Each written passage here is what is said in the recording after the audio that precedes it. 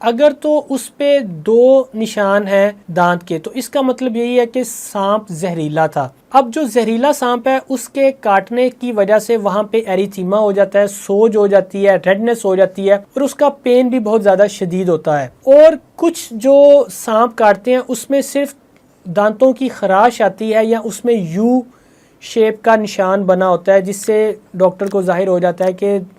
जो सांप था वो जहरीला नहीं था और उसमें किसी भी किस्म का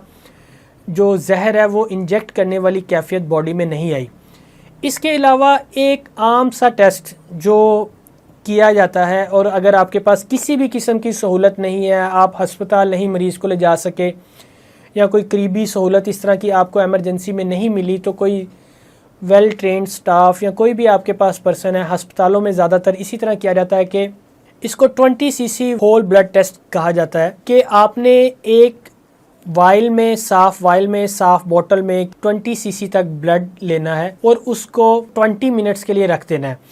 अगर वो ब्लड क्लोट हो गया है तो इसका मतलब ये है कि जो सांप जिसने काटा है तो वो जहरीला नहीं है। और अगर वो ब्लड क्लोट नहीं हुआ, अगर आपने उसको 45 डिग्री पर टिल्ट किया है ब्लड के सैंपल को और वो ब्लड क्लोट नहीं हुआ, तो ये एक ख़तरनाक अलामत है। इसका मतलब ये है कि जो सांप ने काटा है वो जहरीला है और उसमें फ़ौरन ही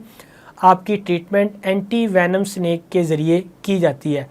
अब ये एंटी वैनम स्नेक अमूमन जो हमारे तहसील हेडक्वार्टर्स, जो बड़े हॉस्पिटल टर्शरी हेल्थ केयर हैं, उसमें अवेलेबल होता है। जो मुतलका डॉक्टर हैं वो आईवी लाइन को मेंटेन करके नॉर्मल सलाइन में 10 एम्प्यूल्स इसके डाइल्यूट करके और वो बॉडी में आपने स्लोली इंजेक्ट करने होते हैं। और